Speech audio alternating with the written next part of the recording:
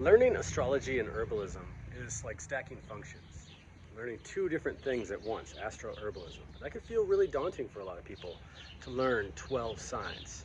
And so I present the Cancer Capricorn axis with the elder tree. This is an elder tree in my backyard. It gets pretty massive in a short time considering what we do every summer, or I should say every winter. We cut it back almost to the stem, which is pretty much the height of me, shorter than me.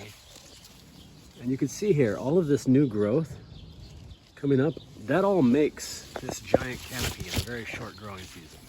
So from an esoteric point of view, Cancer the Crab on the 21st of June at the summer solstice is the pinchers coming in and cutting the cord of the celestial twin, which is Gemini, which is also the placenta. So it thrives from the cut, in other words. Pincers.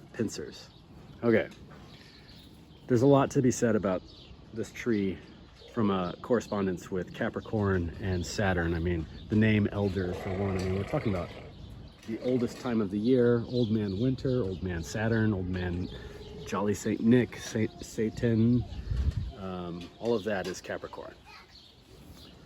The goat, the oldest time of the year, elder, okay? It grows at the edge, grows at the boundaries. If you ever tried to plant an elder tree in the middle of something, it won't thrive. It really likes its energy to be the boundary of something. This is all Saturnian qualities. Another one too, we have the obvious bone correspondences, like the pithy hollowness of the stem is a signature for the bones and how this plant can heal the bones. Like you can see, it's much more hollow right there, and this one right there. So it's the bark and the leaf that is the bone remedy for that. Bones are ruled by Capricorn, of course. As the tree becomes in fruit, the fruit weighs the branches down, and it just looks like an old folk, all hunched over. And there's a lot of old Capricornian bone correspondences with this tree. I mean, tons.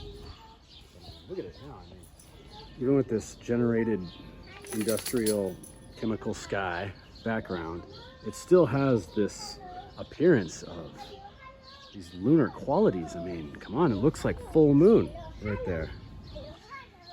Look at the size of this flower. It's freaking huge. It's bigger than my hand. It's bigger than my head. Look at this one right here. It's giant. That's a gigantic flower. So very lunar-esque.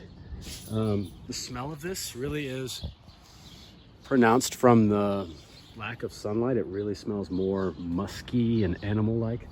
Any plants that smell musky and animal-like, that's another hint to Saturn and Capricorn, because that's the stinky old Saturn. Half goat, you know, half goat but stink. That's what that smell is, that animalistic, animal devil-like nature. Okay. The correspondence with the axis, though, we have Cancer, which rules the protective parts of our torso. It protects, it's our rib cage, it is the pleura of the lungs, it's the pericardium that surrounds the heart, it's the mucosal tissues inside the lungs, it's the stomach, it's the gastric lining of the stomach to keep the stomach acid from, you know, eating up the rest of our body. It's the homey parts that our body makes to you know, for things to find protection or to find boundary and habitation, if you will. Cancer rules the fourth house, which is the house of the home.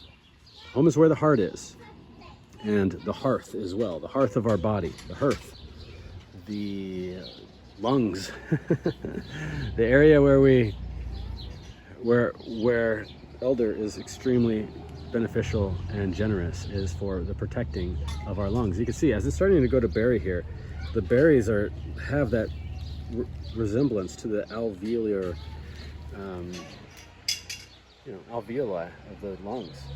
We also have you know, it being a tropho-restorative of mucous membranes, in particular of the lungs. This is always a remedy that I think of when people are going through long-standing chronic lung illnesses, or they're really prone to them. They're like, oh yeah, every year I get bronchitis. That's just my thing.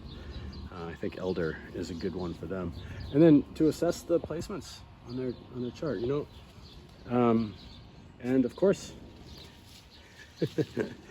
one of the things that we say too in herb lore is that we always ask the elf mother, eldermore, elf mother that lives inside of the elder tree for permission whenever we harvest, whenever we play, whenever we film.